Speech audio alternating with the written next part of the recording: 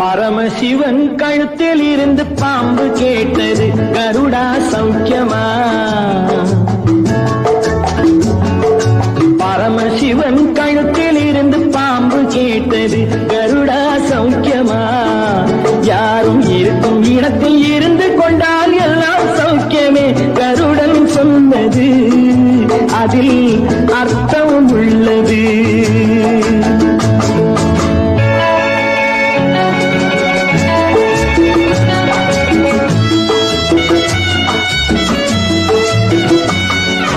உயர்ந்த இடத்தில் இருக்கும் போது உலகம் உன்னை மதிக்கும், உன் நிலைமை கொஞ்சம் இறங்கி வந்தால் நிழலும் கூட மிதிக்கும்.